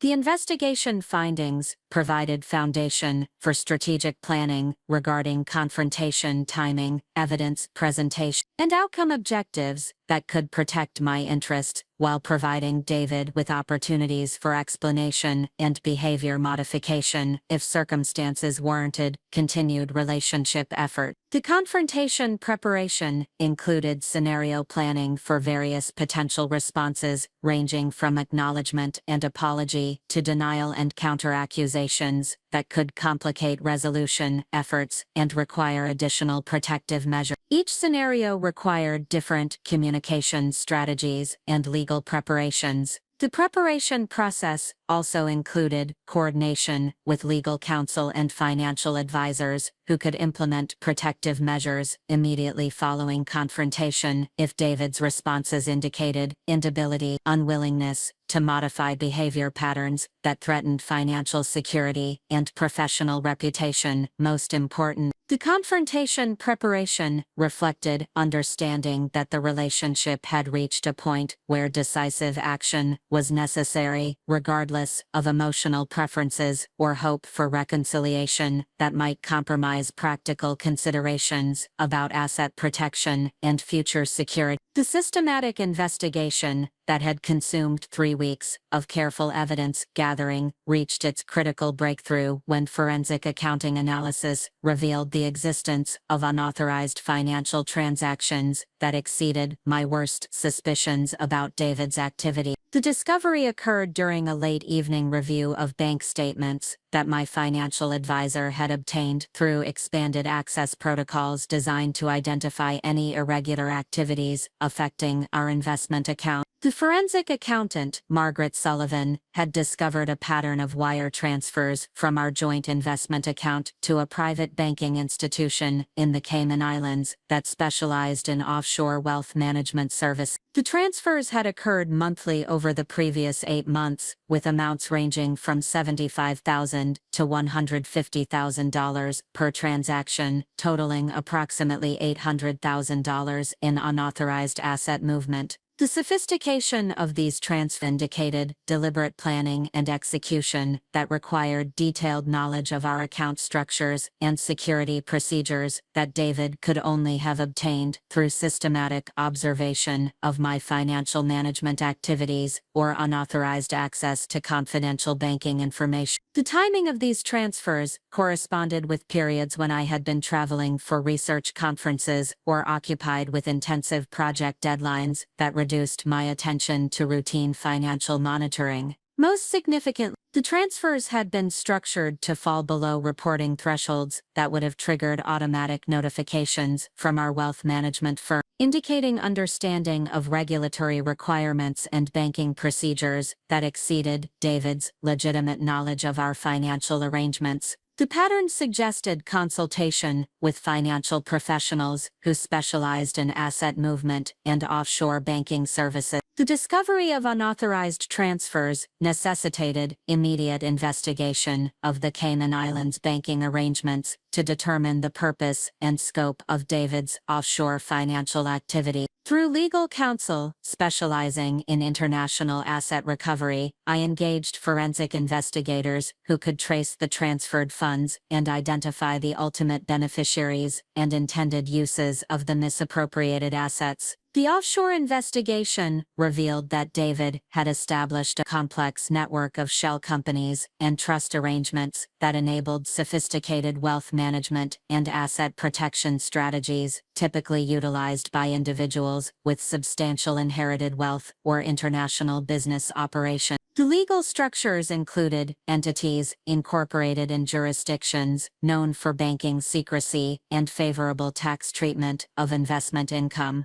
The investigation determined that the offshore arrangements were being used to fund luxury lifestyle expenses, including a private yacht lease, vacation property rental agreements, and high-end entertainment expenses that supported a lifestyle substantially more expensive than our disclosed household budget could sustain. The offshore funding also supported investment activities in speculative ventures and private equity opportunities that carried substantial risk and potential for total loss. Most troubling was the discovery that David had been representing himself as a successful healthcare entrepreneur and real estate investor when engaging with offshore banking institutions and investment advisors. His misrepresentation of professional background and asset ownership created potential legal liability while appropriating credit for achievements that resulted from my professional efforts and investment expertise. The expanded investigation revealed that David's offshore financial activities were connected to an extensive network of relationships that he had concealed throughout our marriage. These relationships included business associates, social contacts, and personal relationships that represented an entirely separate life that contradicted the committed partnership he had represented to me and our mutual friend. The relationship network included individuals involved in luxury lifestyle promotion, speculative investment activities, and social circles that emphasized wealth display and status competition rather than professional achievement and community contribution. These relationships provided context for understanding the behavioral changes and value shifts that had become apparent during recent months. Most significantly, the investigation revealed that David had been maintaining an intimate relationship with a woman named Victoria, a luxury lifestyle consultant and social media influencer who specialized in helping newly wealthy individuals navigate elite social circles and luxury consumption decisions. Their relationship had begun approximately 10 months earlier and involved substantial financial support through the offshore accounts that David had established using misappropriated assets. The documentation of this relationship included communication records, travel arrangements, and financial transactions that demonstrated systematic deception and emotional betrayal that exceeded the financial misconduct and professional misrepresentation that had initially motivated the investigation. The evidence revealed a parallel life that rendered our marriage relationship fraudulent and unsustainable. The comprehensive financial analysis revealed the full scope of asset misappropriation and potential ongoing liability that David's activities had created for our shared financial security and my individual wealth preservation objective. The total amount of misappropriated assets exceeded $1.2 million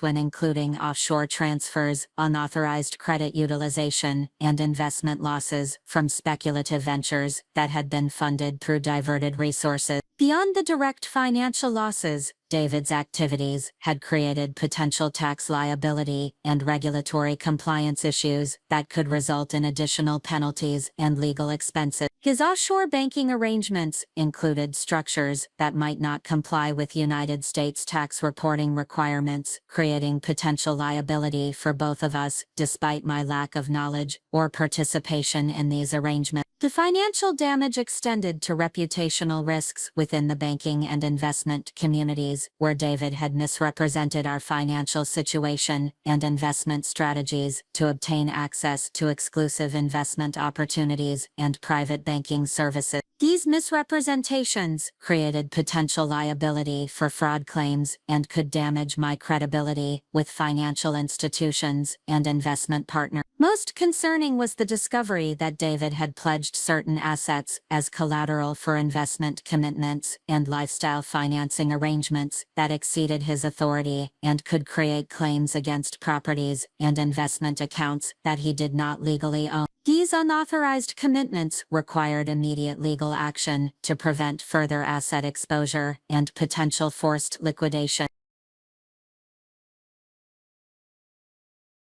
The revelation of systematic financial misconduct and emotional betrayal necessitated immediate consultation with specialized legal counsel to develop comprehensive strategies for asset protection, liability mitigation, and relationship termination that could preserve my financial security while addressing the various legal challenges that David's activities had created. The legal strategy included immediate measures to prevent further unauthorized access to financial accounts and investment portfolios, emergency court orders, and banking security modifications that would preserve remaining assets while the full scope of damage could be assessed and remediation procedures implemented. The strategy also included preparation for divorce proceedings that would address asset division, liability allocation, and ongoing financial obligations while ensuring that David's misconduct was properly documented and considered in settlement negotiations and court proceedings. The complexity of international asset recovery and offshore banking investigations required coordination with specialized legal counsel in multiple jurisdictions. Most importantly, the legal strategy addressed potential criminal liability issues related to unauthorized fund transfers, investment fraud, and identity misrepresentation that might require coordination with law enforcement agencies and regulatory authorities. The decision regarding criminal prosecution required careful consideration of various factors including asset recovery prospects and reputational protection objectives. The discovery of David's misrepresentation of my professional achievements and financial circumstances required immediate action to protect my reputation within healthcare industry and real estate investment communities where his fraudulent claims could damage relationships and business opportunities that had required years to develop and maintain. The reputation protection strategy included direct communication with key professional contacts and business partners to clarify the unauthorized nature of David's representations and to reaffirm my commitment to ethical business practices and professional integrity. These communications required careful coordination with legal counsel to ensure compliance with confidentiality requirements while providing necessary information to protect business relationships. The strategy also included proactive engagement with industry organizations and professional associations where David had claimed affiliation or endorsement to prevent ongoing misrepresentation and to preserve my standing within these communities. The approach required transparent communication about the situation while maintaining privacy regarding personal relationship details that were not relevant to professional consideration. Most significantly,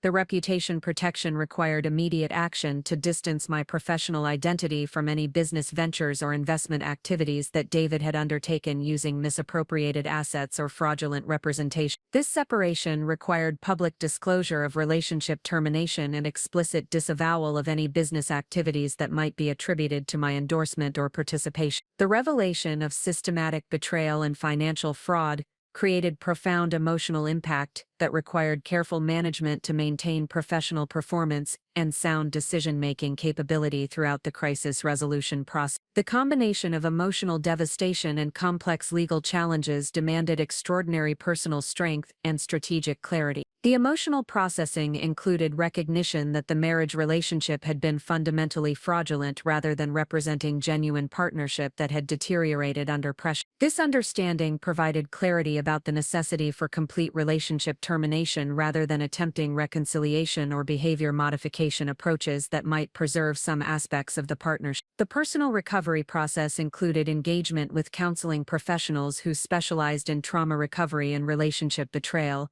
while maintaining focus on practical considerations related to asset protection and legal proceeding. The approach balanced emotional healing with strategic action that could prevent further damage and begin rebuilding personal security. Most importantly, the emotional impact management included recognition that David's betrayal reflected his character limitations rather than representing failure on my part to maintain relationship harmony or detect deception. This perspective provided foundation for maintaining confidence in my judgment and capabilities while pursuing appropriate protective and remedial action. The comprehensive evidence collection and analysis required systematic organization and presentation that could support various legal proceedings, including divorce litigation, asset recovery actions, and potential criminal prosecution. The evidence organization followed legal standards for admissibility and credibility while ensuring comprehensive coverage of all relevant misconduct and financial damage. The evidence compilation included financial records demonstrating unauthorized transactions, communication records documenting misrepresentation and deception, and professional verification of false claims regarding business relationships and professional activity. The organization provided chronological development of misconduct patterns while highlighting specific instances of fraud and breach of fiduciary duty. The legal preparation included coordination with forensic experts, international investigation specialists, and regulatory compliance advisors who could provide technical expertise and testimony to support asset recovery and liability determination proceedings. The preparation reflected understanding that complex financial fraud cases required sophisticated professional support and comprehensive documentation. Most importantly, the evidence organization provided foundation for strategic decision-making regarding prosecution priorities and settlement objectives that could optimize asset recovery while minimizing ongoing legal expenses and reputational exposure. The comprehensive documentation ensured that all available legal remedies could be pursued effectively. The crisis situation required careful communication with professional colleagues, personal friends, and family members who could provide support throughout the legal proceedings, while maintaining appropriate confidentiality regarding sensitive financial and legal information. The notification process balanced transparency with privacy protection, while ensuring access to necessary emotional and practical support. The professional network notification included discreet communication with key business partners and investment colleagues who needed to understand the situation to protect ongoing business relationships and collaborative opportunities. These communications emphasized my commitment to ethical business practices while acknowledging the challenges created by David's misconduct. The personal support mobilization included engagement with friends and family members who could provide emotional support and practical assistance throughout the crisis resolution period. The approach recognized that complex legal proceedings and relationship termination required substantial personal support systems, while maintaining privacy regarding confidential financial and legal matters. Most significantly, the network notification included coordination with other individuals who might have been affected by David's misrepresentations or fraudulent activity. The approach provided opportunity for collaborative response to shared challenges, while potentially enhancing asset recovery prospects through coordinated legal action. The revelation of comprehensive betrayal required development of strategic decision frameworks that could guide choices regarding legal action priorities, asset protection measures, and personal recovery objectives throughout what would inevitably be an extended and complex resolution process. The strategic framework included evaluation criteria for assessing various legal action alternatives based on asset recovery potential, cost considerations, and reputational protection objectives. The framework provided systematic approach to decision-making that could maintain focus on optimal outcomes while managing emotional impact and time pressure. The framework also included contingency planning for various potential developments, including David's responses to legal action, asset recovery success rates, and timeline considerations that could affect strategy implementation and outcome achievement. The planning reflected understanding that complex legal proceedings involve unpredictable elements that require adaptive response capability. Most importantly, the strategic framework included clear objectives for personal recovery and professional continuity that could guide decisions throughout the crisis resolution period, while ensuring that legal action supported rather than interfered with long-term personal and professional goals. Up next, you've got two more standout stories right on your screen. If this one hit the mark, you won't want to pass these up. Just click and check them out.